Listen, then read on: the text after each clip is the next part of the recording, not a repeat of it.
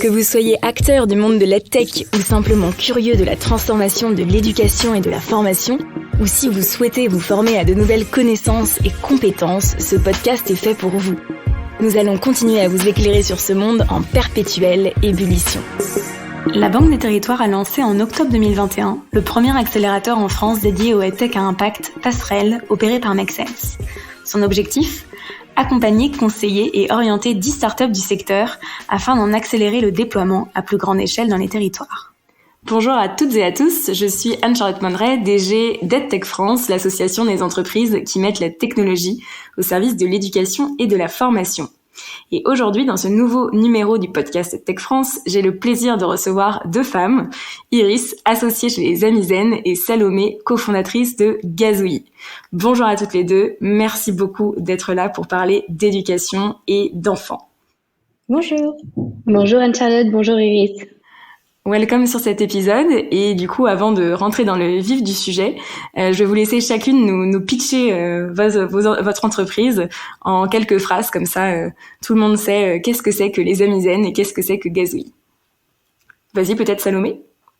Super, du coup enchantée, moi je suis Salomé, en effet cofondatrice de Gazouillis, et chez Gazouillis on construit des outils pédagogiques qui permettent à tous, donc parents et professionnels, d'accompagner le développement de l'enfant entre 0 et 5 ans.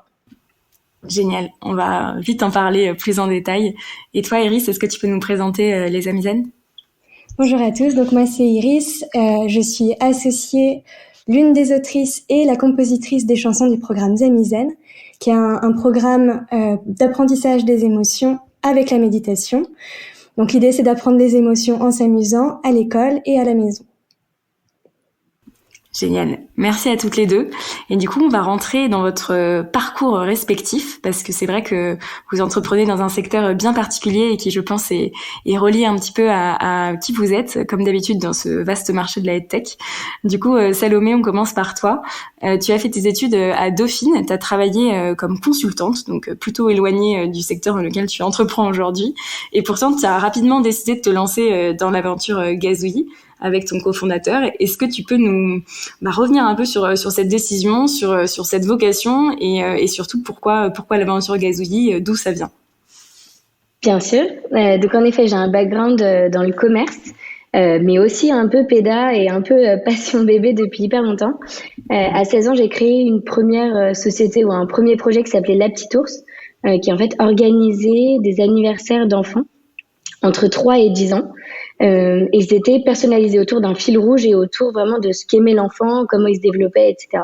La société a bien grandi. À la fin, on était 10 et j'ai arrêté à mes 22 ans, en fait, en même temps que la fin de mon master 2.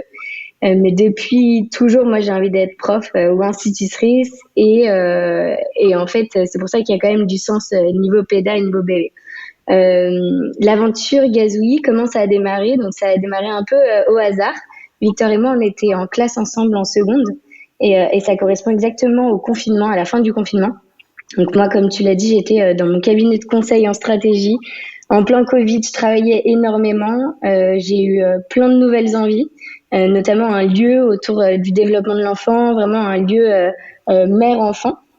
Et en dînant avec Victor et mes copains, il me raconte qu'il est en train de créer Gazouillis et qu'en fait, il fallait absolument qu'on déjeune ensemble le lendemain, parler péda, parler développement, parler marketing. Et c'est comme ça que ça a commencé. C'était vraiment d'envie de voir de nouvelles choses et quelque chose qui rassemblait plus à mes envies aujourd'hui perso et professionnelles. Et l'histoire Gazouillis, elle a commencé, elle, dans un labo de recherche autour du développement de l'enfant pour en fait expliquer comment la science permet de comprendre comment les enfants se développent et à l'inverse comment les enfants qui se développent permettent d'aider la science.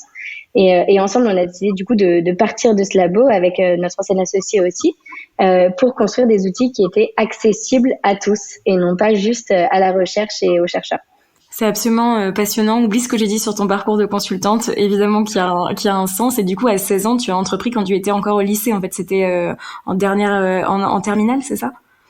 Ouais, alors en fait, le secret parmi ça, c'est que j'ai cherché le boulot étudiant le plus cool, le mieux payé aussi. Et en fait, c'était les anniversaires d'enfants. ça a commencé babysitting, etc. Un peu les anniversaires de mes petits cousins qui sont tous tout petits. Et en fait, c'est allé hyper loin avec les enfants des copains de mes parents, puis des énormes votes. Et c'est pour ça qu'à la fin, ça a grandi, on était 10. Et pour info, c'est le boulot étudiant le mieux payé au monde. Et voilà, en fait, c'était vraiment un anniversaire tout compris. Déco, alimentation, gâteaux, etc. Tout personnalisé. On faisait des ateliers aussi manuels où l'enfant, on gérait les pochettes surprises et surtout on rencontrait la maman et l'enfant et le papa avant l'anniversaire pour organiser tout autour d'un fil rouge sur ce qu'aimait l'enfant. Génial. Bon, c'est assez incroyable comme histoire. Iris, tu as un parcours qui est plus atypique. Tu viens du monde de l'art, des arts appliqués plus précisément.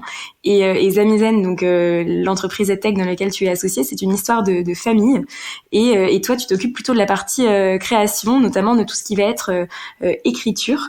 Est-ce que tu peux nous raconter un petit peu plus ton parcours, peut-être l'histoire aussi de l'entreprise et comment tu es passé du milieu artistique à cette entreprise des Zamizen? Oui, donc effectivement, moi j'ai un parcours en design spécialisé dans la mode. J'ai fait l'école du Perret à Paris et c'est en fait une formation qui prépare à la direction artistique en général. Donc en fait, c'est quelque chose qui me permet, je pense, d'aborder des problématiques variées, mais effectivement toujours sur le flanc créatif. Et on est une famille d'entrepreneurs. Et donc à l'origine du projet Zamizen, il y a mon père, Marc Singer, qui lui a débuté le projet en écrivant des histoires pour apprendre les émotions et la méditation aux enfants dans le cadre d'un partenariat avec une école à côté de La Rochelle, une école REP+. Et donc c'était un projet expérimental passionnant et assez rapidement il en a parlé à la maison, il en a parlé à ma sœur Agathe qui est illustratrice pour lui demander de créer des vignettes illustrées qui lui permettent de dérouler les histoires avec les enfants. Et assez rapidement, il m'a demandé aussi d'écrire une chanson parce que je suis par ailleurs musicienne. Et l'idée, c'était de tester justement, en utilisant en fait l'appétit des enfants pour tout ce qui est créatif, les histoires, les chansons, tester en fait la portée pédagogique des outils qu'on créait au fur et à mesure avec les enseignants dans la classe. Génial. Je savais pas que tu étais musicienne aussi. Tu joues de quel instrument ? La guitare. Super. Et du coup, ton papa, donc Marc, que je connais, est-ce que tu pourrais nous expliquer un petit peu quel était son constat, comment lui est venue l'idée des Zamizen, qui est quand même une idée assez innovante dans ce vaste monde de l'éducation qu'on a parfois du mal à faire bouger. C'était quoi son postulat de base ? Alors lui, au départ, il est formateur encore aujourd'hui d'ailleurs en entreprise et donc plutôt à la méditation pour les adultes. Et régulièrement, on lui disait j'aurais tellement aimé apprendre ça plus jeune. Si seulement j'avais appris ça plus tôt, en fait, j'aurais eu une vie plus facile. Et il a une des étudiantes avec lesquelles il travaillait en formation, qui elle est cadre de santé, qui lui a proposé en fait d'expérimenter la méditation comme outil pour apprendre les émotions aux enfants dans des contextes sociaux plus compliqués.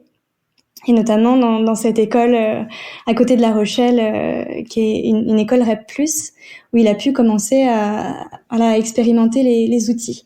Et donc l'idée de Zamizen, ça lui est venu simplement de son observation de la vie et de la classe.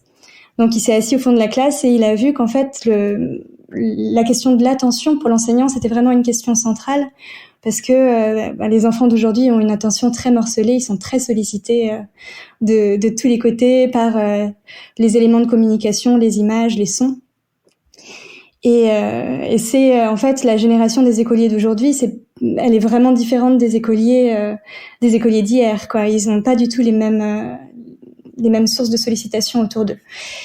Et donc, ce qu'il a observé, c'est que le moment où l'enseignante capte l'attention de ses élèves, c'est le moment où elle raconte une histoire, c'est le moment où elle chante une chanson.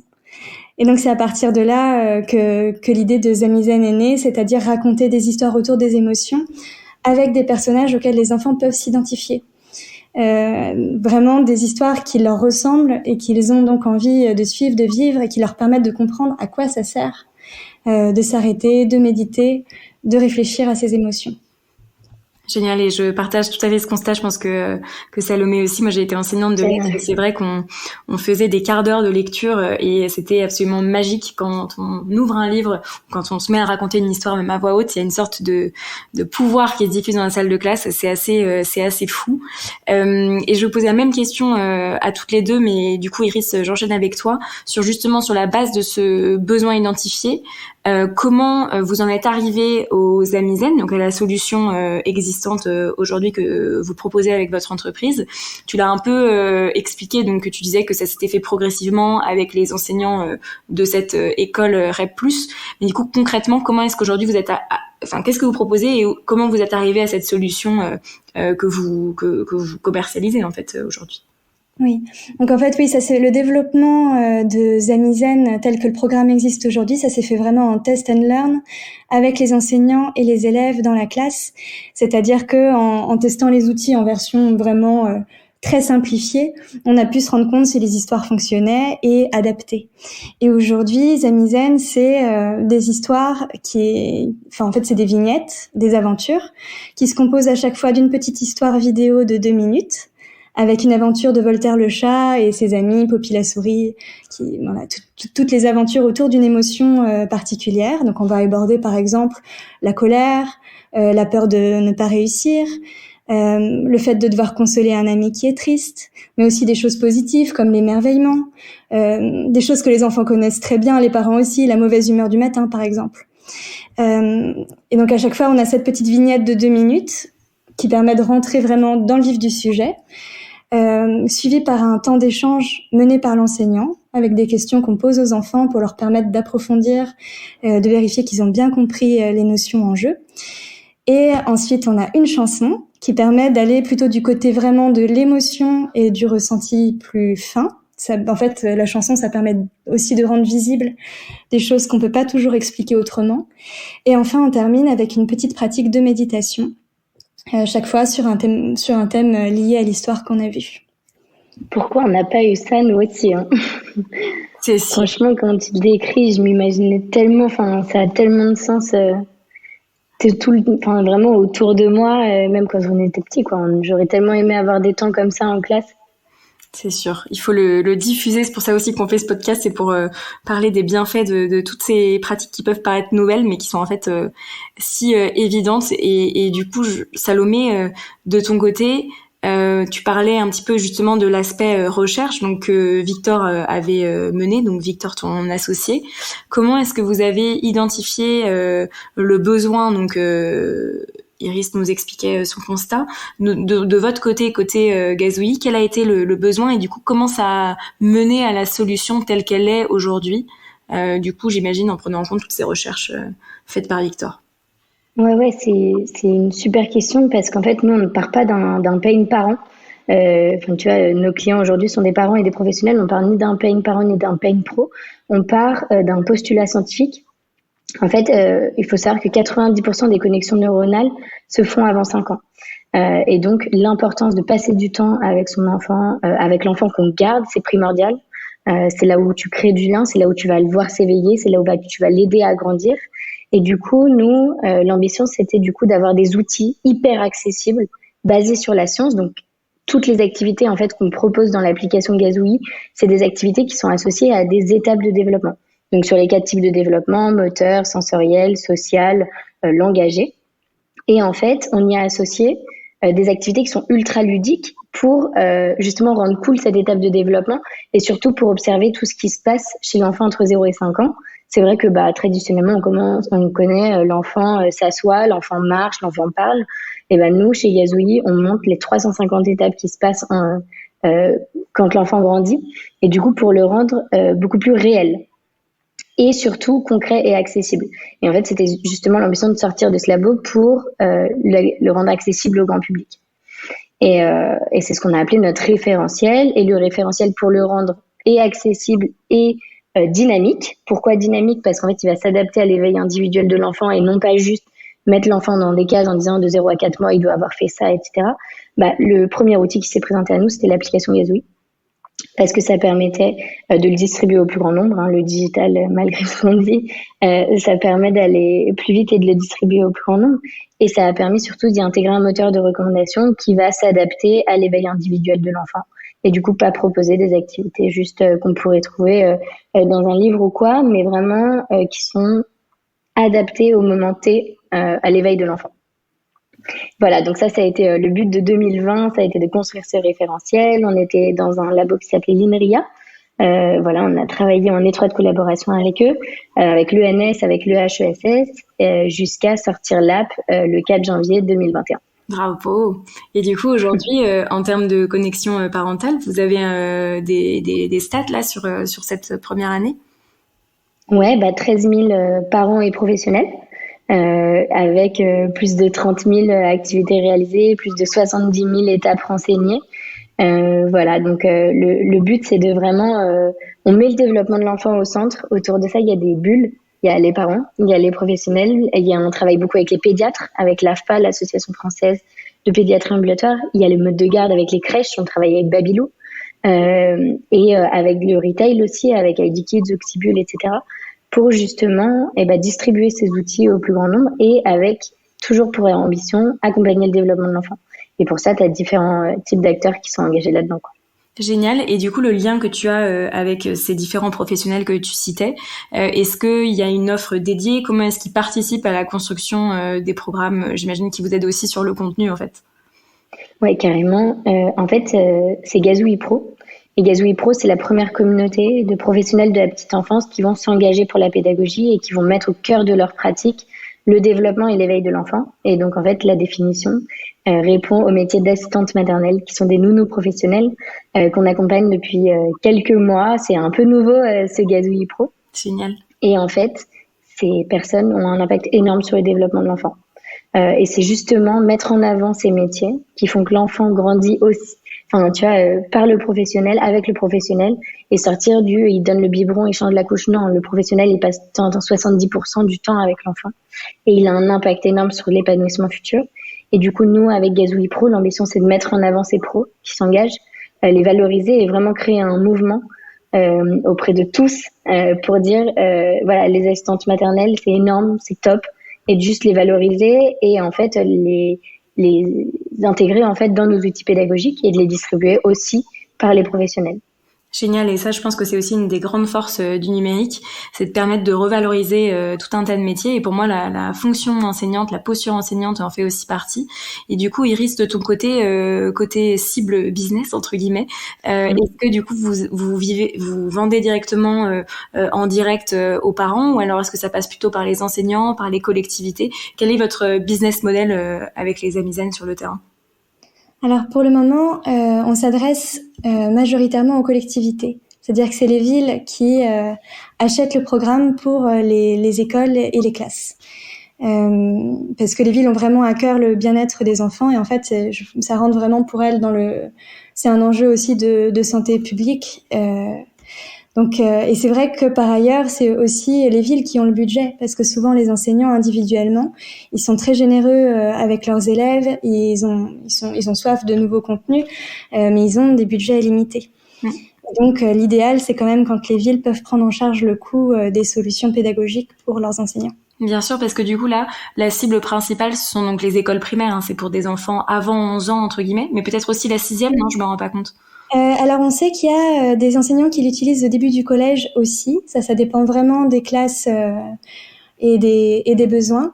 On s'est rendu compte également que il y avait pas mal d'enseignants en maternelle Génial. qui utilisaient le programme, et donc pour répondre à ces utilisateurs qui adaptaient en fait eux-mêmes le programme aux besoins de leurs petits élèves, on a nous adapté la solution pour eux. Donc, on a créé des pratiques plus courtes, adaptées aux tout petits, et on a transformé les chansons en comptines. Trop bien. Super.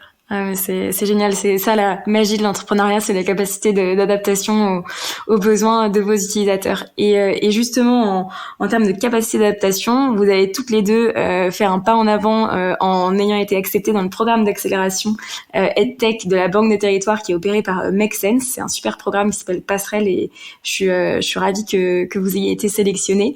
Est-ce que vous pourriez nous en dire un petit peu plus sur qu'est-ce que ça va vous apporter, qu'est-ce que vous allez y chercher, même si ça se devine un petit peu dans vos précédents propos, mais c'est vrai que c'est important d'être accompagné quand on est entrepreneur. Du coup, j'imagine que vous avez aussi des attentes bien précises. Peut-être, Iris, tu peux répondre sur cette question.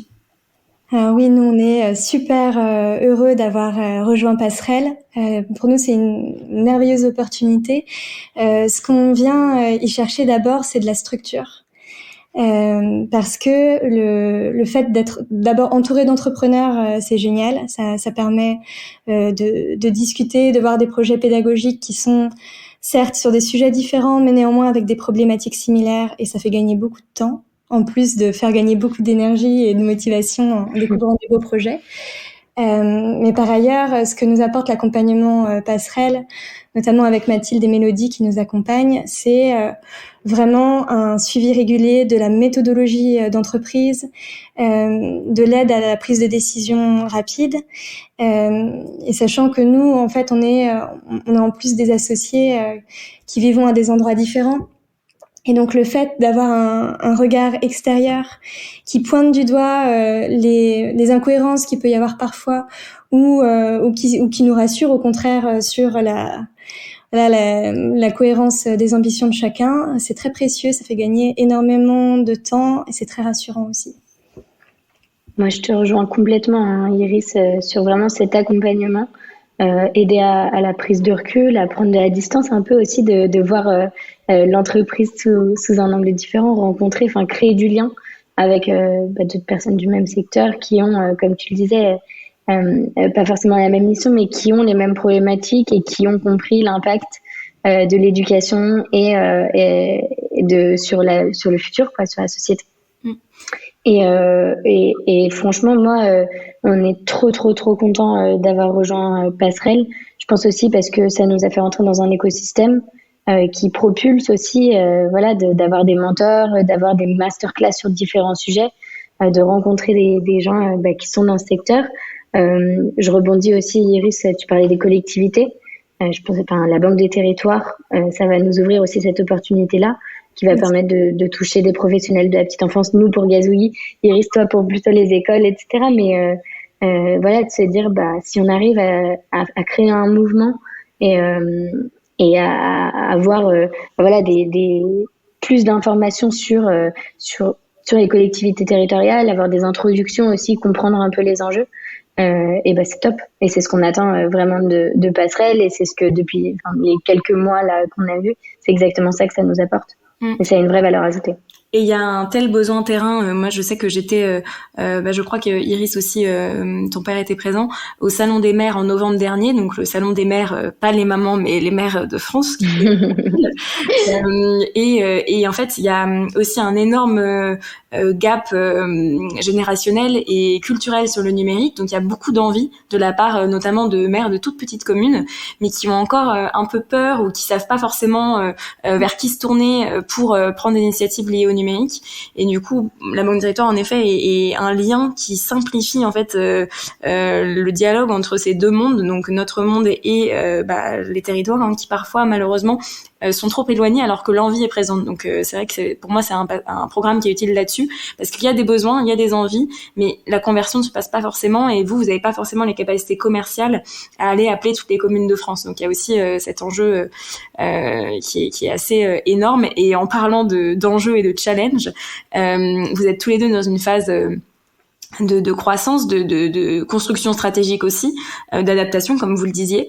Avec le recul maintenant que vous avez, notamment sur les 2 dernières années qui ont été quand même assez folles, quels ont été les plus gros challenges que vous avez pu rencontrer dans le développement de vos 2 projets? Je pense que c'est très précieux, le retour d'expérience pour la communauté. Donc Iris, si tu veux nous éclairer sur ton plus gros challenge de ces dernières années. Oui, alors le plus gros challenge pour moi, ça a été le moment du Covid, notamment au moment du premier confinement, où du jour au lendemain, il a fallu tout remettre en question. Parce que d'un côté, il y avait une énorme crise auquel il fallait répondre, notamment du côté des enfants, parce que ça a été très difficile pour eux d'être coupés de leurs petits camarades du jour au lendemain, de se retrouver à la maison avec les parents qui étaient aussi extrêmement déboussolés et stressés. Donc il y avait vraiment une urgence de ce côté-là qu'on identifiait très fort. Et de l'autre côté, on avait créé une solution qui était faite pour être animée par un enseignant au sein de sa classe. Bien sûr. Et donc voilà, on avait des demandes d'un côté des enseignants qui étaient mais comment on fait là les élèves sont à distance, et du côté des parents comment on fait pour de rapporter du bien-être à nos enfants et rapporter du bien-être à la maison. Et donc voilà, donc ça a été très difficile, il a fallu bouger très vite. Mais je pense que ça a été aussi très précieux pour nous, c'est ce qui a fait qu'on a commencé à travailler sur une solution pour adapter le programme à la maison. C'est ce qui a fait qu'on a enrichi tout ce qui était les activités aussi, pour permettre aux enfants de continuer à expérimenter autour des émotions, mais par d'autres biais, par du dessin, par des choses qui étaient ludiques et en autonomie. Génial. Donc oui, nous ça nous a vraiment, je pense qu'on n'a jamais autant créé qu'à ce moment-là. Alors qu'on n'a jamais été aussi dans une situation aussi inconfortable et périlleuse. D'autant qu'en plus ça a mis un gros coup de frein à tout ce qui était les négociations avec les villes, parce que d'un coup, acheter un programme pédagogique au moment où toutes les écoles sont fermées, évidemment, les villes avaient d'autres priorités. Mais t'es pas la seule à avoir énormément travaillé pendant cette période. Je pense que 70% de nos entrepreneurs dans le réseau de Tech France n'ont jamais autant travaillé que sur les 2 dernières années, et souvent en fait d'ailleurs de manière solidaire et gratuite. Mais bravo à vous, parce que c'est vrai que ce sont des solutions qui, je pense, ont été essentielles pour certaines familles et certains personnels enseignants. Donc c'est génial. Et toi, Salomé, est-ce que c'est aussi le Covid ou t'as peut-être autre chose qui a été un gros challenge? Ouais, en fait, le Covid, ça a été une opportunité aussi parce que justement, les parents étaient à la maison. Donc, nous, c'était des solutions où justement, ils avaient besoin d'idées d'activités. Ce qui a été plutôt lié au Covid en termes de challenge, j'allais dire, c'est d'être loin, d'être tous en distanciel, toute l'équipe, etc. Et de persévérer, aller au bout. Et c'est vrai qu'on était loin pendant longtemps. Sinon, je retiens 2 gros challenges. Le premier, c'est au niveau de l'application. Qu'on a appelé Gazouille 2.0, qu'on a changé au bout de 6 mois de lancement, où on s'est rendu compte qu'en fait, il y avait des features qu'on aimait par-dessus tout, mais que les users n'aimaient pas, et qu'il a fallu enlever, qu'il a fallu réadapter. Très belle leçon, bravo. Bravo. C'est clair, on a eu du mal et on a dit, allez, on le laisse. Il fallait écouter, et donc ça, c'était un gros challenge. Et le deuxième, qui vient de finir, du coup, ça a été notre levée de fonds, pour la première fois, Victor et moi. Donc on a clôturé notre premier tour de levée de fonds avec des business angels, et ça a été un vrai challenge, sortir un peu de la grotte de notre labo de recherche et ouvrir toutes les portes et de se confronter un peu à ça. Et c'était incroyable, vraiment une super expérience, mais un très très gros challenge. Et c'est un challenge à n'importe quelle phase de l'entreprise et pour n'importe quel montant. Tu pourras demander à n'importe qui dans le réseau. Ils auront tous la même chose. Et surtout, la période joue beaucoup. Et ça, c'était du coup en 2021, la levée de fonds? C'était l'année dernière? On a clôturé en janvier. Ah, bravo, génial. Ouais, on n'a pas encore communiqué dessus, mais ça arrive. Une exclusivité. Et est-ce que tu peux nous teaser sur là où vous allez allouer l'argent? Est-ce que c'est plutôt pour embaucher? Est-ce que c'est plutôt pour la techno?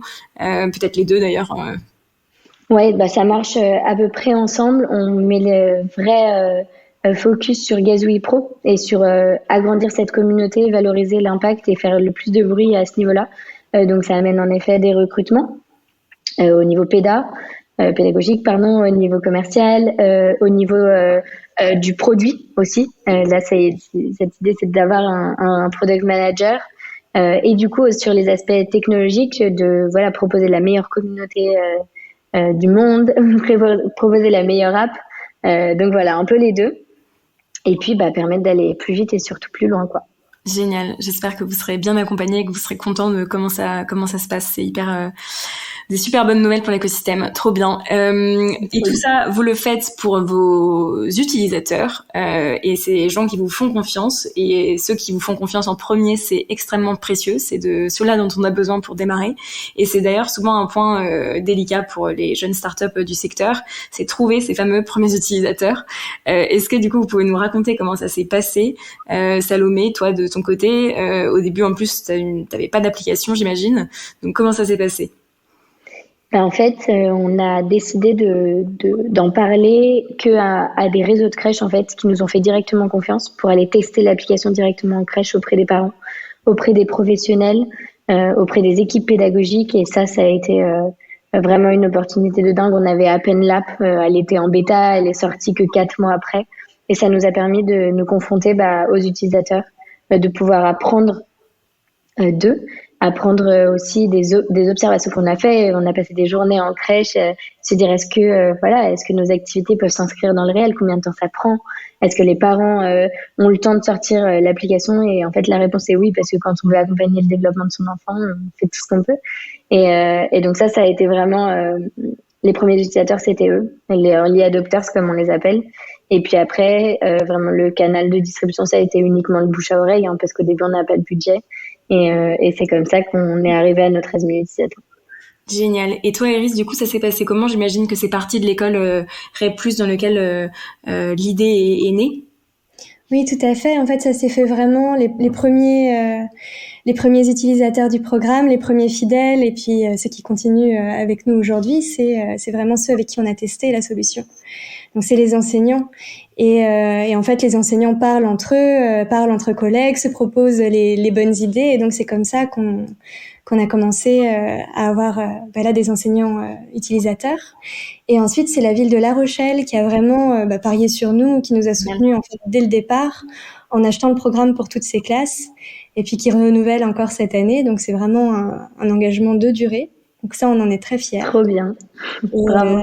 Ouais, c'était vraiment super ville. C'est super d'avoir un sacré soutien, comme ça.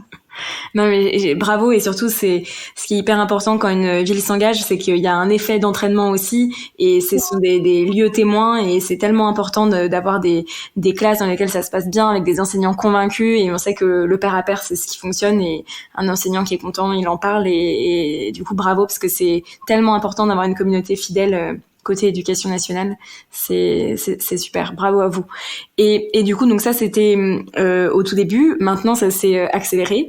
Est-ce que vous vous rappelez d'un moment particulier, peut-être d'une opportunité ou de quelque chose qui a changé un petit peu la courbe de croissance de vos deux projets, et vous avez vraiment eu la sensation que les choses s'accéléraient, que c'est bon, c'était parti, et que vous étiez, que c'était là, que c'était en train de se passer. Salomé, est-ce que tu repenses à un moment précis? Je repense à un post dans un groupe de parents. Je sais plus le titre d'ailleurs, mais il y avait 10 000 parents et quelqu'un a posté. J'ai découvert Gazouille, qu'est-ce que vous en pensez? Et là, en fait, un gros boom, on a eu 3 000 users en 2 jours. Où en fait, avec les commentaires qui s'enchaînaient, la publication est remontée et du coup, elle était assez visible. Et là, je me suis dit, oh là là, mais là, les gens commencent à en parler. Donc, c'était top de pouvoir l'observer en fait, et que ça dépendait plus de nous cette fois-ci. Et je pense que le deuxième, c'était la semaine dernière, il y a 2 semaines, j'étais au Salon Bébé à Lyon. On avait un stand, et il y a une maman qui est arrivée en disant vous êtes Gazouille et tout. Je dis oui, c'est notre stand. Vous êtes la fondatrice? Je dis oui, enchantée. Elle dit mais vous savez que j'ai découvert Gazouille il y a plus d'1 an maintenant, et que depuis ça l'éveil de Marceau, je le vois complètement différemment. Et là, elle avait Marceau dans les bras. Et je me suis dit, ok, ça c'est là où tu rends ton projet réel, et là où tu sors de ton ordinateur, et où en fait tu te dis, ok, c'est ouf. Et c'est là où je me suis dit aussi, c'est un autre level encore. 2 gros milestones. Génial. Et ça c'est tellement précieux en plus quand les gens se déplacent et viennent vous le dire en vrai, c'est incroyable. Et toi, Eric, est-ce qu'il y a une étape particulière que tu retiens, un moment où tu t'es dit là c'est bon, ça y est, c'est parti? Alors, un moment où on se dit c'est bon, ça y est, c'est parti, comme un démarrage de fusée. Quand on parle aux collectivités, en réalité, ça se passe pas comme ça, parce que c'est des temps extrêmement longs, l'achat via les collectivités. Ce qu'on observe, c'est qu'il y a une accélération.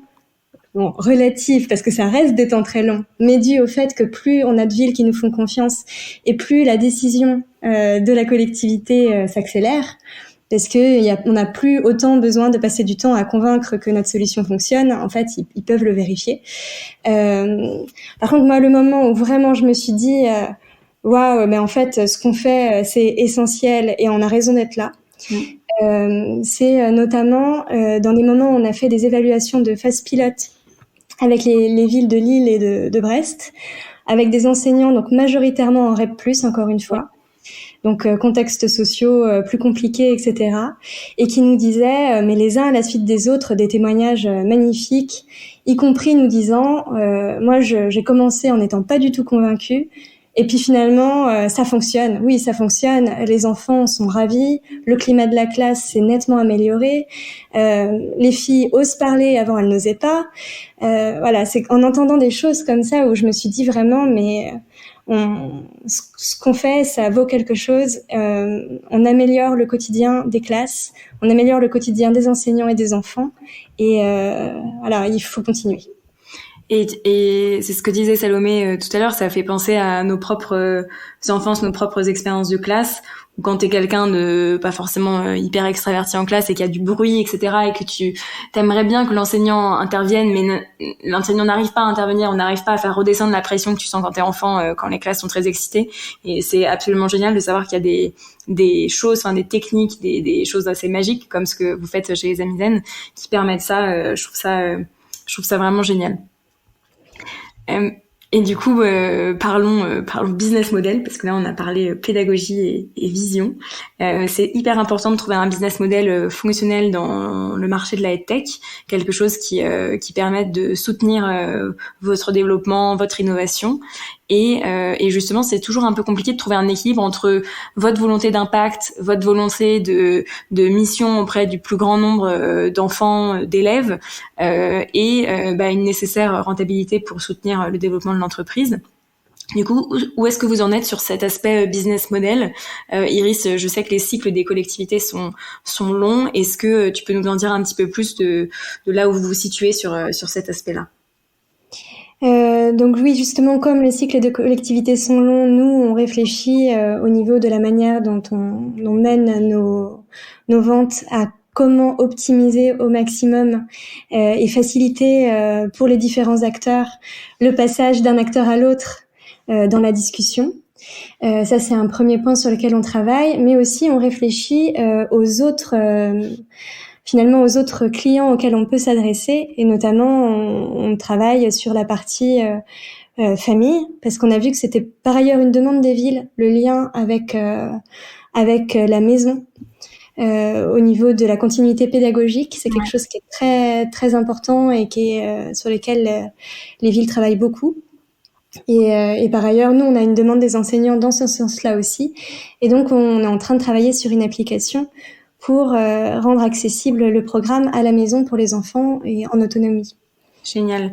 Et c'est vrai que ce lien école-famille est crucial, et tout ce qui va être aussi aide à la parentalité de manière générale est d'autant plus crucial aujourd'hui, et c'est aussi un petit peu ce que tu fais, Salomé, de ton côté. C'est une aide à la parentalité en soi. Et du coup, niveau business model, où est-ce que vous en êtes chez Gazouillis? Est-ce que c'était quelque chose que vous aviez en tête dès le début? Est-ce que vous avez avancé progressivement? Ouais, on a essayé de faire étape par étape. C'est une question qu'on s'est posée très tard. Par contre, on s'est vite rendu compte que les outils qu'on proposait dans l'application, les parents n'achetaient pas. Et en fait, on a ouvert toutes les fonctionnalités pratiquement dans la version gratuite. Et l'ambition, c'était pas de faire payer pour nos outils pédagogiques, mais de rendre accessible le maximum qu'on puisse. Donc voilà, l'année 2021, ça a été de se dire quel business model on pouvait mettre en place. Mais c'est vrai qu'en fait, ce qu'on a vite compris, c'était que 1 euro de chiffre d'affaires, c'était 1 euro d'impact social. Et du coup, tu parles d'équilibre, de trouver son équilibre, mais en fait, le nôtre est hyper lié à l'impact qu'on veut avoir sur le développement de l'enfant. Aujourd'hui, le business model de Gazouille s'oriente vers les professionnels. Encore une fois, c'est un financement par l'État. C'est des formations qui sont prises en charge par l'OPCO, par l'État ou par les parents employeurs. Enfin voilà, c'est pas directement les professionnels, les assistants maternels, les assistantes maternelles directement. Et du coup, cette question, voilà, se pose plutôt maintenant qu'avant. Mais comme je disais, 1 euro de chiffre d'affaires, c'est 1 euro d'impact social. Et du coup, là est l'équilibre, en fait. Et surtout, 1 euro de chiffre d'affaires, c'est aussi de la potentielle création d'emplois. C'est des fonctionnalités qui auront toujours plus d'impact sur vos populations cibles. Et c'est vrai qu'il faut vraiment voir l'argent comme un moyen d'avoir plus d'impact. Et parfois, c'est difficile à envisager comme ça. Et c'est normal, hein. C'est pour ça qu'il faut travailler dessus. Et après, avoir évidemment l'objectif de la rentabilité, mais souvent, ça prend quand même beaucoup de temps. Et donc, faut pas être complètement bloqué là-dessus. J'imagine que Salomé, par exemple, là, enfin, vous avez levé de l'argent alors que l'entreprise n'est pas forcément rentable aujourd'hui. Tout à fait. Voilà. Donc c'est pour ça, il faut vraiment pas se décourager. Il faut juste trouver les bons business angels et la bonne communauté d'utilisateurs qui vous suit. C'est clair.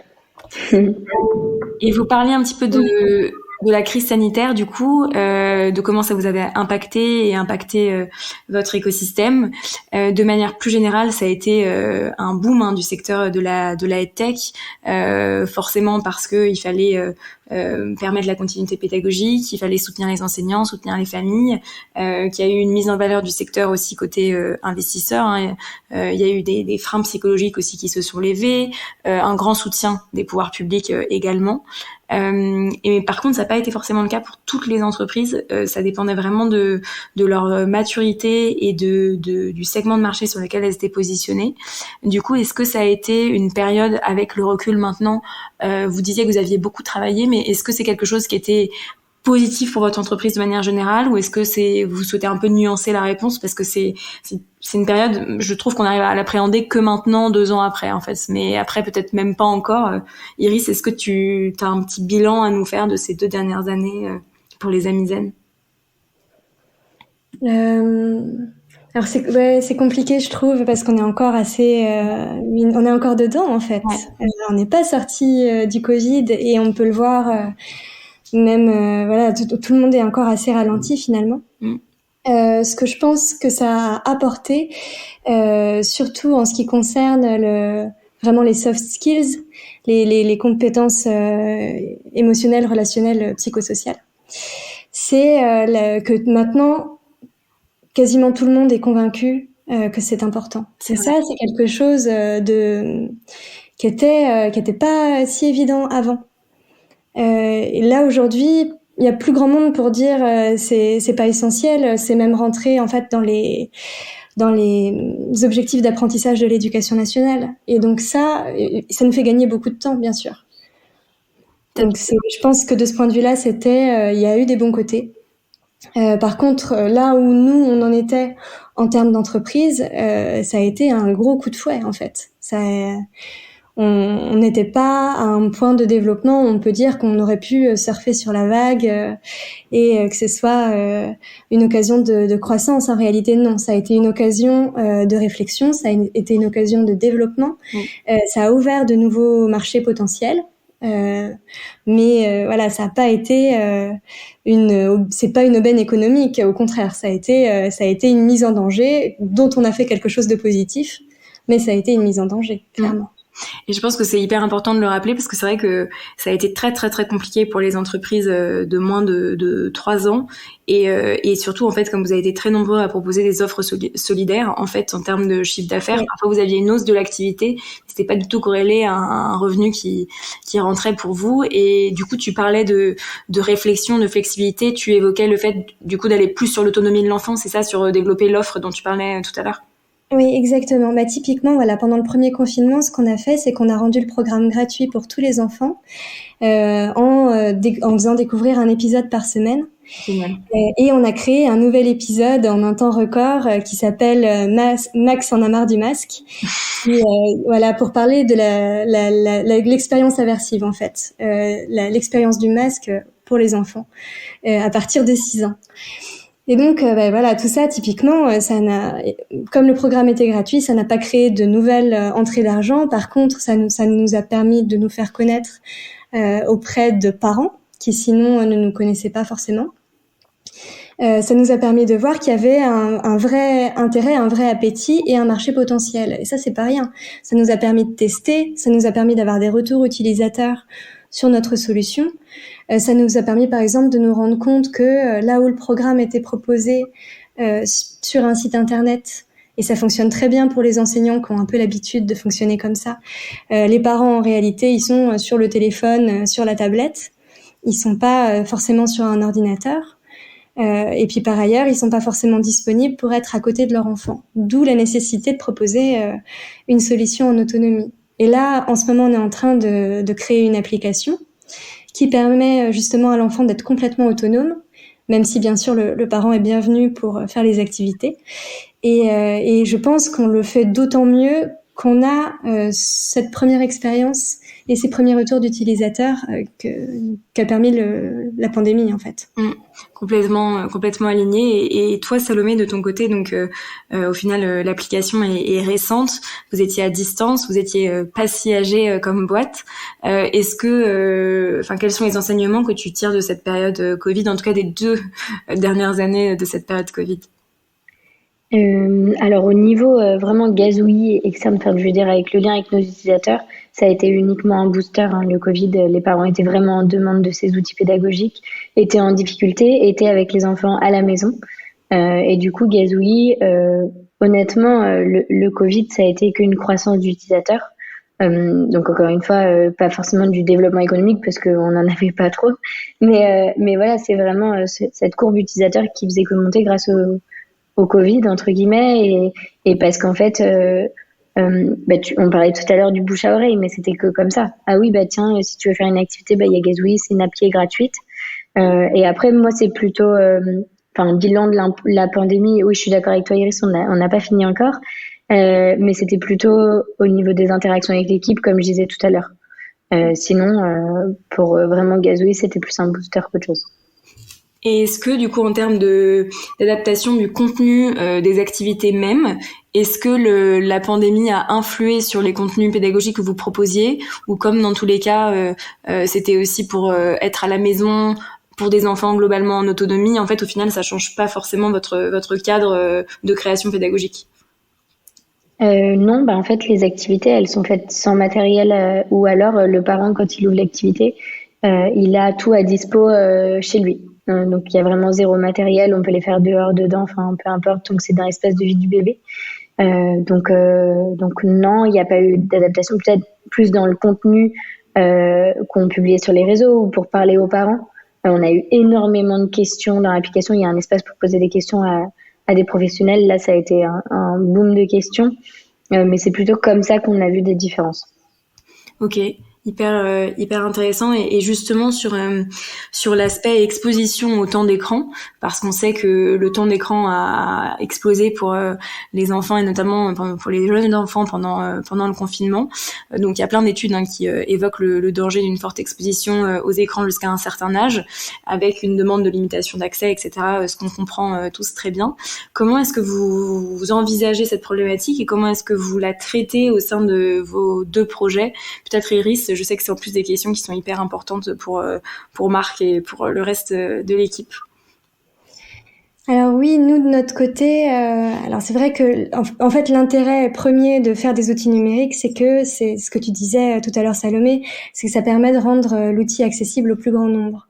Donc c'est difficile de se passer du numérique aujourd'hui, et en plus ça permet en fait les enfants ont un appétit pour ce qui est animé. En fait. Donc ça permet très très vite d'éveiller leur intérêt, leur curiosité, de les impliquer.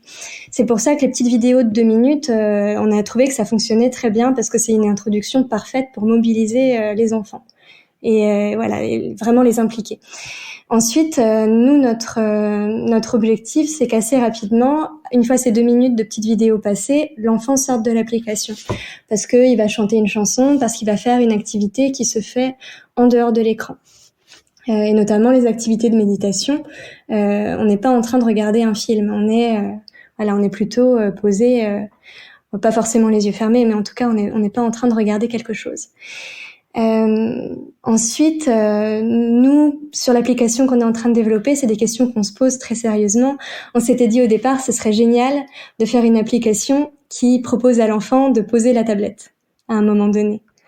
Et là où on se dirige pour le moment, c'est plutôt d'être sur une application calme, c'est-à-dire avec un graphisme épuré, avec un minimum de stimulation, en fait, pour que l'enfant ne soit pas dans une dynamique de d'addiction à ce qu'il est en train de regarder, et de plutôt travailler sur tout ce qui est son, donc les voix, l'audio. Complètement, et je pense que c'est vrai qu'il y a encore une diabolisation des écrans, et il y a une vraie différence entre du contenu numérique intelligent qui est pensé justement dans cet esprit de calme dont tu parles, versus du jeu vidéo ultra interactif, ultra violent, et c'est vrai que ça, il faut le dire. Évidemment, il y a une limitation à la lumière bleue, etc. Et c'est normal. Mais tous les temps d'écran ne se valent pas, loin de là. Et si on fait les choses bien, avec une réflexion notamment basée sur les neurosciences, ça peut aussi extrêmement bien se passer. Tout à fait. Et puis il faut se dire qu'aujourd'hui, vraiment, tous les enfants sont sur les tablettes, sur les téléphones des parents. En fait, c'est un fait. Ils y sont. Donc, puisqu'ils y sont, il faut qu'ils y trouvent des contenus qui soient beaux, intelligents, intéressants, qui leur apportent. D'où l'accompagnement à la parentalité numérique aussi, pour aider les parents dans la régulation du temps d'écran, dans la gestion des horaires, dans la gestion des appareils, des choses qui sont essentielles et qui malheureusement ne sont pas apprises. Donc c'est vrai que ça nécessite un petit temps d'adaptation entre les générations. Et du coup, toi, Salomé, donc qui traite avec des parents qui ont des jeunes enfants, comment ça se passe, cette question de l'exposition aux écrans?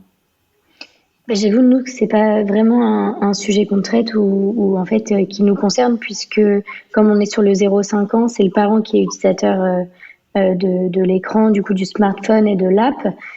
Donc de toute façon, la proposition de valeur de Gazouille, c'est 5 minutes par jour pour accompagner l'éveil de votre enfant. Et en fait, ce qu'on préconise par contre dans l'application, c'est que l'app soit pas utilisée avec l'enfant. Ça, évidemment, que l'enfant doit être à part et que le parent doit consulter les activités dans les temps de sieste, dans les temps où il est dans le métro, où il rentre du travail, dans le temps où il a un temps que pour que lui en tant que parent, et pas que ça soit fait avec l'enfant. Et qu'en fait, l'activité soit, comme je disais, sans matériel et du coup hyper simple à mettre en place. Il n'y a pas besoin d'avoir l'écran à côté. Mais sinon, du coup, ça ne nous concerne pas trop. Et pourquoi justement cette volonté de demander à regarder l'activité en amont et pas le faire avec l'enfant? Il y a une raison derrière ou c'est purement arbitraire comme choix? En fait, on essaye d'informer avec l'activité à l'étape de développement qu'on est en train d'observer chez l'enfant. Et du coup, c'est vraiment de s'imprégner entre guillemets de ce qui se passe. En fait, c'est quand on dit activité et qu'après les gens découvrent, c'est pas vraiment des activités comme on l'entend. Par exemple, à construire un masque ou avec des boules de polystyrène en diamètre 12. C'est vraiment des moments de partage, des moments d'éveil qu'on va... en fait, je donne toujours un exemple. Il y a une activité qui s'appelle Bébé ferme le poing. Et en fait, ça, c'est une étape du développement énorme pour la motricité fine et pour après. Et donc, l'activité s'appelle comme ça, donc ça peut paraître bizarre. Et c'est pour ça que quand on disait, par exemple, au salon, je disais... voilà, c'est des activités à faire dès les premiers jours de l'enfant jusqu'à ses 5 ans. Oh non, mais jusqu'à 12 mois, on peut rien faire avec l'enfant. Mais si, justement. Et ça, c'est ce genre de trucs où j'ai envie de dire, mais si, il se passe tellement de trucs. Enfin, on a des activités quand l'enfant, il a 3 jours. Et donc, j'explique à la maman qu'en fait, c'est des moments d'éveil dans lesquels vous allez découvrir comment grandit l'enfant. Et du coup, l'importance de pas être dans l'écran, c'est d'être dans l'observation et dans l'accompagnement de ce qui se passe avec ton enfant. D'où, en fait, la proposition de créer du lien. Parce qu'en fait, si on disait Gazouille, c'est créer du lien, et qu'en fait, on disait, par contre, mettez bien l'app là pour bien suivre les étapes, parce qu'il y en a qu'un peu, mais en fait, ça marcherait pas. Et d'où un peu cette précision qu'on apporte en disant sortez de l'app. Je trouve ça hyper intéressant, cet aspect-là, parce que je pense que d'abord pour l'expérience du parent, ce que tu proposes en disant le faites pas en même temps que vous faites l'activité, lisez-la en amont, c'est l'assurance que le parent va vraiment profiter de ce moment avec son enfant. Mais par ailleurs, je suis convaincue que les enfants ont conscience que leurs parents n'est pas pleinement présents avec eux. Et on le voit chez les petits qui retirent le téléphone de la main du parent quand ils peuvent, parce qu'ils en ont assez, en fait, de pas avoir la pleine attention. Et on a la maman d'une de nos associées qui rigole en disant vos téléphones, c'est vos doudous, à vous les adultes. Et en fait, c'est malheureusement, c'est un peu ça. Et nous, je pense qu'au travers de l'éducation des enfants, on fait aussi l'éducation des adultes. Réapprenons à être pleinement là avec nos enfants, pleinement disponibles.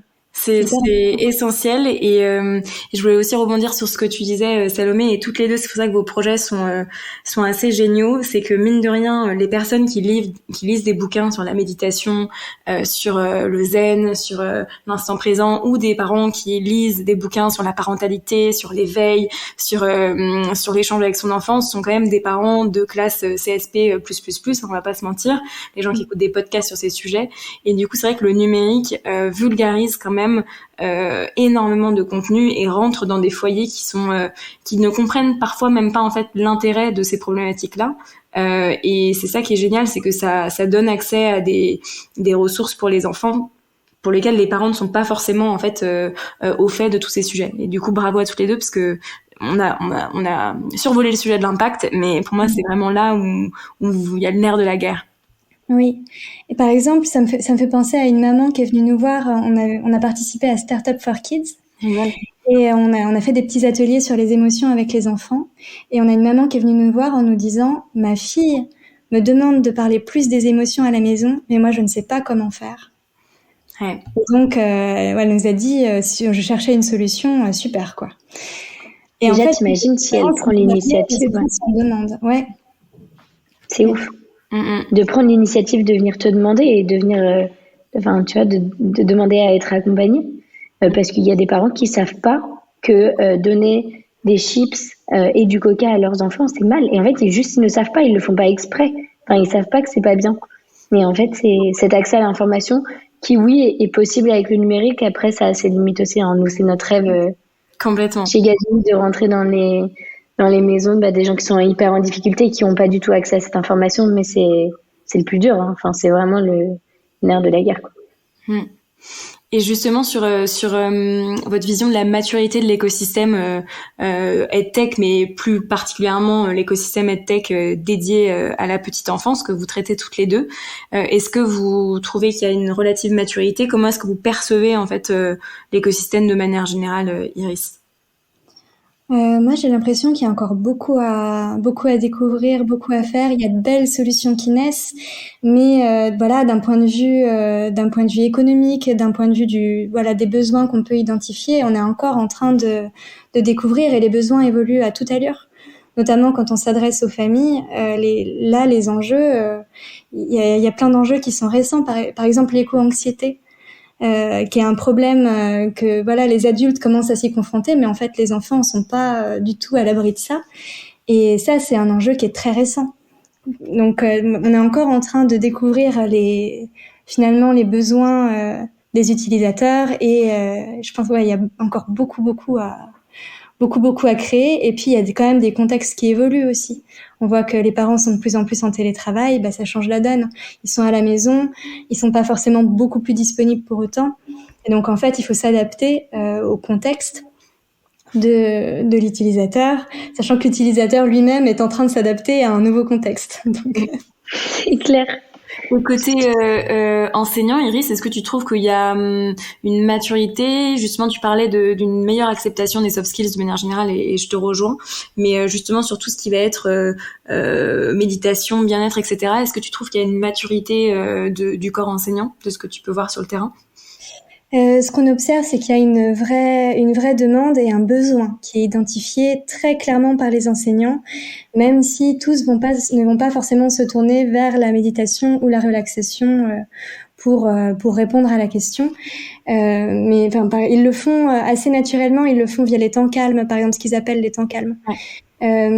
Après, je pense qu'il y a encore pas mal de communication à faire sur la question, notamment sur qu'est-ce que c'est méditer. On l'a vu parce que récemment, il y a eu beaucoup de questions sur qu'est-ce que c'est la méditation à l'école et qu'est-ce que ça implique. En fait, méditer, c'est pas rien faire, c'est pas vider sa tête. En fait, méditer, c'est être très actif. C'est comme un exercice de gymnastique presque. C'est apprendre à diriger son attention de manière consciente, et c'est très corporel, c'est très physique. Donc, et ça, c'est finalement l'idée que la plupart des gens ont de la méditation. Parfois, on peut observer un décalage avec qu'est-ce que c'est en réalité et qu'est-ce que ça apporte. Je pense que c'est pour ça aussi que la question des émotions, la question du dialogue, comment on mène la vie de classe, comment on apprend aux enfants à parler de leurs émotions et à faire avec sans réagir à chaud, c'est aussi des choses très importantes et qui facilitent la vie des enseignants. Et ça, bien sûr, ils s'en rendent compte parce que les enseignants, ils sont en première ligne des conflits entre les enfants. Finalement, ils sont très sensibles à ça ou des conflits ou des difficultés des enfants au quotidien. C'est-à-dire que les petits à l'école, ils racontent le drame qui s'est passé à la maison la veille, ils racontent les engueulades, les disputes avec les frères et sœurs, et puis ils racontent les difficultés vécues au sein de la classe. Et l'enseignant, il est un peu le recueil de tout ça. Et lui, il faut que lui aussi ait des solutions, soit finalement équipé pour pouvoir répondre aux besoins des enfants. C'est pas si facile. T'as tout à fait raison. Et il y a un vrai sujet d'accompagnement des enseignants. C'est un des gros enjeux pour que le marché de la EdTech mature en France. J'en suis persuadée. Et toi, Salomé, de ton côté, comment tu perçois l'écosystème EdTech, mais aussi peut-être l'écosystème de la petite enfance? Ça peut être intéressant, et notamment l'impact du numérique sur le secteur de la petite enfance. Comment tu vois tout ça? Carrément, moi je rejoins totalement, je te rejoins totalement, Iris, sur le fait que c'est pas fini et qu'il va se passer énormément de trucs, qu'il y a vraiment un mouvement qui est mis en place, mais que c'est pas du tout terminé, pas du tout abouti. Et j'ai envie de dire heureusement, parce qu'en fait on pourra toujours mieux faire pour accompagner les enfants, pour accompagner les jeunes enfants, les bébés, les parents, les enseignants, tout le monde, et participer au bien-être, et encore une fois on revient sur l'impact que l'éducation a sur la société et que l'impact que dès le plus jeune âge en fait qu'on peut avoir sur après. Moi je regarde beaucoup ce qui se passe et en fait c'est passionnant, et plus il y aura de gens, mieux ce sera. C'est pas, quand on voit une nouvelle app pour les parents qui se créent, justement on est trop content que ça bouge quoi, qu'il se passe de plus en plus de trucs et qu'on accompagne au mieux parents, enseignants, tout, collectivités, tout ce qui est possible quoi. Et c'est vrai que je pense que c'est que le début. Et Salomé, peut-être que t'as pas les stats, mais tu sais, dans les sujets de parentalité, il y a quand même aussi un vrai sujet d'équité entre les genres, donc entre ce que fait la maman et ce que fait le papa. On en a pas trop parlé. Est-ce que tu as une idée du nombre de mamans qui se connectent parmi ces 13 000 parents plutôt que de papa, ou comme c'est une application par foyer, t'as pas la répartition, mais c'est vrai qu'il y a un tel enjeu de répartition dans la charge éducative que je pense à terme ce serait intéressant d'avoir aussi des infos là-dessus. Je sais pas si c'est quelque chose que vous suivez. On suit énormément. On veut parler à des papas, on veut avoir des papas en focus group, on veut qu'on partage aux papas. On parle aux mamans en disant est-ce que vous avez partagé avec votre coparent, avec le papa potentiellement ou l'autre maman, et la réponse c'est oh non, j'y avais pas pensé, ou alors c'est oui mais il l'a pas utilisé. Et par contre, on a des top users qui sont des papas. Alors très peu. La stat elle est un peu triste parce que c'est vrai qu'on pousse grave les papas, etc. Mais tu vois, je voulais parler à un papa, là je voulais un entretien un peu qualitatif avec un papa pour notre user research. J'ai envoyé 100 mails à des papas et j'ai pas eu une seule réponse. Aïe, aïe. Mais il y a des papas utilisateurs de l'app. Au salon, le papa avec la maman qui est venue me voir, il l'utilisait aussi. Et du coup, c'est encourageant, mais voilà, évidemment qu'il faut impliquer le papa, quoi. C'est vrai qu'on est au début, je pense, de ce sujet, mais le congé maternité pour les papas va peut-être changer la donne. En tout cas, on espère ça. Et toi, Iris, en termes de contenu, parmi les chansons et comptines que vous proposez, pareil, ça se trouve, vous ne le faites pas, mais est-ce qu'il y a des contenus sur justement le rapport fille-garçon, l'égalité entre les petites filles et les petits garçons, ou sur leur perception qu'ils ont de leur genre et de leur personnalité, ou c'est quelque chose que vous n'avez pas encore traité? Parce que c'est vrai que comme c'est un âge où ils comprennent qu'ils sont une petite fille ou un petit garçon, et qu'on leur fait surtout aussi parfois comprendre de la mauvaise manière d'ailleurs. Est-ce que c'est un thème abordé par les Amis Zen ? Alors, on l'aborde pas pour le moment. C'est un thème qui moi en plus m'intéresse beaucoup, mais qui intéresse toute l'équipe et auquel on réfléchit. Là où on fait attention et moi je pousse vraiment aussi dans ce sens, c'est à être le plus inclusif possible dans notre manière d'écrire, c'est-à-dire d'utiliser plutôt des adjectifs épicènes, par exemple. On l'a fait au moment où on a écrit notre livre CD, là, qui est sorti en novembre dernier. On a passé beaucoup de temps à essayer d'adapter nos formulations parce que on s'est posé aussi la question de l'écriture inclusive, et puis on sait qu'il y a encore beaucoup de réflexions autour de ce sujet pour que ça rende pas la lecture compliquée. Ouais, dyslexique notamment. Ouais. Voilà. Donc les adjectifs épicènes, c'est-à-dire qu'ils sont pas genrés, c'est une solution qui fonctionne bien, mais ça demande un petit peu de pratique. On a aussi un épisode qui traite de la différence, de l'acceptation de la différence, et simplement du fait que, par exemple, même si on n'est pas copains, on peut néanmoins se côtoyer avec bienveillance. Je pense que ça, c'est quelque chose qui parle à tous les enfants qui sont en situation de différence au sein d'un groupe. Quelle que soit cette différence. Et on sait que les petites filles, en fait, même si elles peuvent être en majorité au sein d'une classe, elles sont traitées parfois comme différentes, et que c'est là-dessus qu'il faut travailler. Mais vraiment, ça, c'est un sujet qui nous tient à cœur, et on réfléchit à, avec quelle aventure on va pouvoir en parler. Génial. Et toi, Salomé, dans le contenu que vous proposez, est-ce que vous faites des différenciations petite fille, petit garçon, ou au contraire, est-ce que vous faites jamais aucune différenciation? Parce que donc on parlait des parents et du genre des parents, mais est-ce qu'au niveau contenu pour les enfants, est-ce que c'est quelque chose que vous adressez, ou vous essayez de briser justement dans la vision des parents? Parce que parfois, même en tant que parent qui peut très bien faire, on calque des stéréotypes dès tout petit. Est-ce que c'est quelque chose que vous essayez d'adresser? Non, surtout pas. Et pas de couleur, par exemple, pour les petits garçons ou pour les petites filles. Par contre, on a l'écriture inclusive pour les activités. Ok, pour les adultes, donc c'est différent. Ouais, et puis, en fait, on a changé, on a eu une transition aussi où avant c'était votre enfant ferme le point, ben maintenant c'est le prénom de l'enfant que le parent inscrit quand il crée le compte bébé. Donc en fait, ça va être Anna ferme le point, et ou Anna est attentif.ve. Donc on a l'écriture inclusive, et par contre, ce qui est horrible, c'est que on parle souvent des mamans qui utilisent l'app, et c'est vrai qu'on essaye au max de se forcer à dire maman et papa. Ouais. Mais c'est vrai que de temps en temps, c'est un peu un automatisme aussi de dire en tant que maman, etc. Mais pas dans l'app, c'est plus dans les communications extérieures, j'ai l'impression.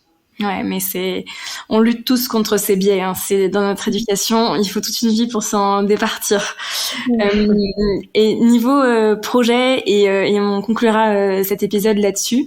Est-ce que vous pourriez nous parler un petit peu de vos prochains projets qui arrivent pour Gazouillis et Amis Zen sur l'année 2022, ou d'ailleurs peut-être aussi sur du plus long terme, si vous avez envie de nous en parler. Iris, à toi la parole. Quels sont les projets pour les Amis Zen?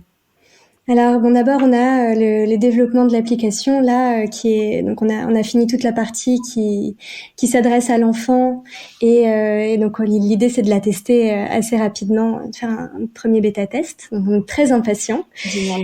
Et puis on est en train de créer trois nouvelles aventures qui sont en cours de montage là, sur des thématiques que j'aime beaucoup, qui je pense sont assez importantes. Il y en a une qui va parler de la faim et de la satiété, le rapport qu'on a à la nourriture. Hyper intéressant.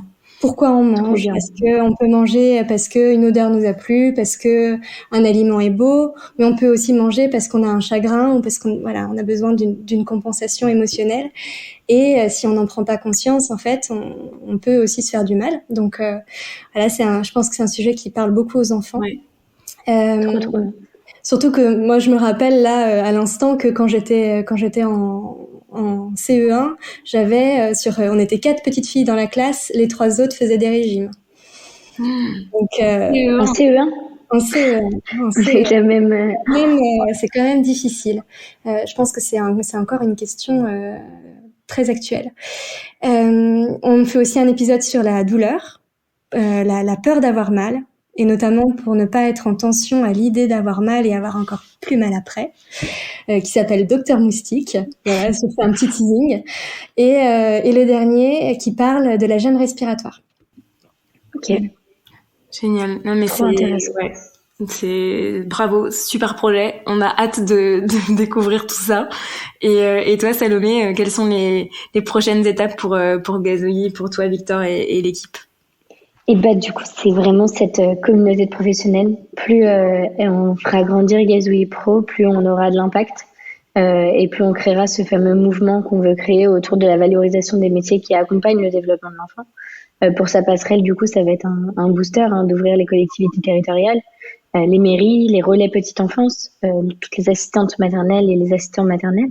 Et puis voilà, il va y avoir aussi tous ces aspects recrutement suite à la levée qui vont être hyper intéressants, de structuration de l'équipe, de permettre, comme je disais, d'aller plus loin et plus vite. Et du coup, hâte de cette année. Moi, j'aime beaucoup les nouveaux cycles et tout, donc j'ai hâte. Génial. Merci beaucoup à toutes les deux. C'était passionnant. Bravo à vous, bravo à vos équipes respectives. Merci d'avoir pris le temps de nous présenter vos 2 super projets. Donc, pour tous ceux qui nous écoutent et qui sont intéressés, n'hésitez pas à les contacter sur LinkedIn. Et c'est un sujet absolument passionnant de voir comment les EdTech peuvent venir en aide à tout le monde et notamment aux enfants directement et à leur développement, même dans une période un peu erratique comme on a pu vivre. Donc bravo à toutes les deux, merci beaucoup et à très vite. Merci beaucoup Anne-Charlotte et bravo à toi. Que vous soyez acteur du monde de l'EdTech ou simplement curieux de la transformation de l'éducation et de la formation, ou si vous souhaitez vous former à de nouvelles connaissances et compétences, ce podcast est fait pour vous. Nous allons continuer à vous éclairer sur ce monde en perpétuelle ébullition. Si vous voulez nous suivre et nous soutenir, abonnez-vous au podcast EdTech France, disponible sur l'ensemble des plateformes d'écoute. N'hésitez pas à le noter, 5 étoiles, et à en parler autour de vous. Vous pouvez nous retrouver sur nos réseaux sociaux, LinkedIn, Twitter et dans nos rooms sur Clubhouse.